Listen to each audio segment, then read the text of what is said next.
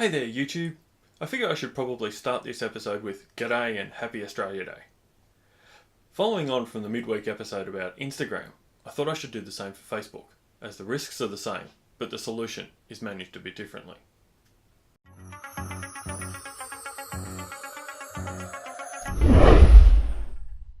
In Wednesday's episode, I told the story of a friend that had her Instagram page hacked and held to ransom. The same is totally possible on Facebook, and the solution, two-factor authentication, is the same, but managed a bit differently in Facebook. If you want a bit further detail on two-factor authentication, click on the link above. To protect your account, open Facebook, click on the menu arrow at the top right corner, and click on Settings. From the menu, select Security and Login at the top left. Scroll down to Use two-factor authentication and click Edit. Then click Get Started. Click Text Message and then click Next. You'll get a message on your phone that looks like this. Enter the code and then click Next. Now you're safe. Two-factor authentication is on. Anytime you log into your Facebook account from a new device, it will take you a few extra seconds to receive that text message and enter the code, but you'll be safe, and that's worth it.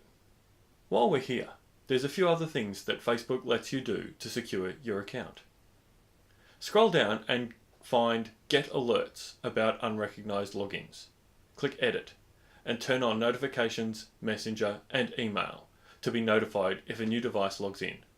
Save changes. You'll have to enter your password. The third thing is below that. You can choose 3 to 5 trusted friends who can help you out if you're ever locked out of your account. Turn this on and add a few people you trust. The last part is a backup. In the left menu up the top, click Your Facebook Information. And then on the right, find Download Your Information and click View. This page lists all the different types of data Facebook has. I left them all ticked and then clicked Create File. This took over 40 minutes for me, but they sent me an email to tell me when it was complete. I went back and inside the Available Files tab was my download file. In my case, a fairly hefty 544 megabyte file, which also took quite a while to download. But as you can see, there is a lot in their file, and it's great to have a backup copy of it.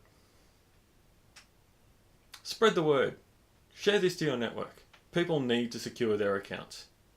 At the Tech Doctor Network, our goal is to help you negotiate the technology maze. Come back every weekend for new videos, or click the subscribe and the notify bell to be notified when a new episode comes out. I'm here to help. Thank you so much for watching. Have a great Australia Day.